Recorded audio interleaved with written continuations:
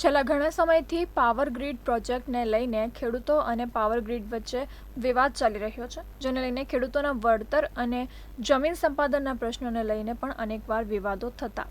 હવે ભારતીય કિસાન સંઘ દ્વારા ખેડૂતો સાથે બેઠકનું આયોજન કરવામાં આવ્યું હતું, જેમાં જંત્રી, સરકાર બજાર કિંમત સહિત વળતરમાં આવતી વિસંગતતાને લઈને પણ ચર્ચા કરવામાં આવી હતી. ઉપરાંત પોલીસ બંદોબસ્ત સાથે ખેડૂતોની જમીનમાં કામગીરીને લઈને પણ ખેડૂતોએ રોષ વ્યક્ત કર્યો હતો.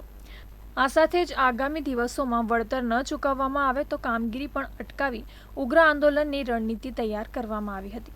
અમે અત્યારે જે વલસાડ જિલ્લામાં power grid high tension line જવાની છે એ મુદ્દે આવ્યા છે અને એમાં જે પાવર ગ્રીડના અધિકારીઓ તથા પોલીસ તંત્ર દ્વારા જે કાયદાનું ઉલ્લંઘન થઈ રહ્યું છે એના માટે અમે આવ્યા છે.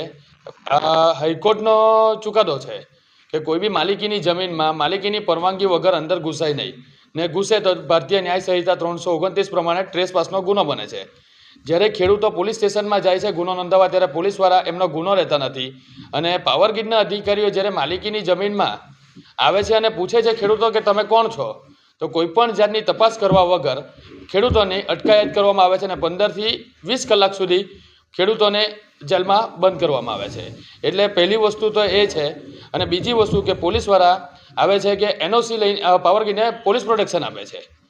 હવે પોલીસ પ્રોટેક્શન આપે છે તો પોલીસવાળાએ પહેલાં ચેક કરવાનું આવે છે કે પાવર ગ્રીડવાળાએ પૈસા આપ્યા છે કે નહીં આપ્યા છે. હવે આપણે ભારતીય ગુજરાત સરકારનું પરિપત્ર છે કે પાવર ગ્રીડ હાઈ ટેન્શન લાઇનમાં 80% વળતર જમીન સાથે પહેલે ચૂકવવાનું આવે છે. હજુ સુધી તો વલસાડમાં જમીનનો ભાવ જ નક્કી નથી થયો, તો પોલીસવાળા પોલીસ પ્રોટેક્શન કેવી રીતના આપી શકે છે આ પાવર ગ્રીડ હાઈ ટેન્શન લાઇનને? અમે હાઈ ટેન્શન લાઇનના મુદ્દા લઈને આટલે હાજર થયા છે. જે હાલમાં અમે 2022-10ની અંદર પ્રોજેક્ટ બહાર પડ્યા હતા 400 kV અને 765 kV. એની અંદર ગુજરાત સરકારના ઠરાવ પ્રમાણે સરકારી જમીન હોય તો જમીન સંપાદન વપરાશી હક પ્રમાણે આવે છે.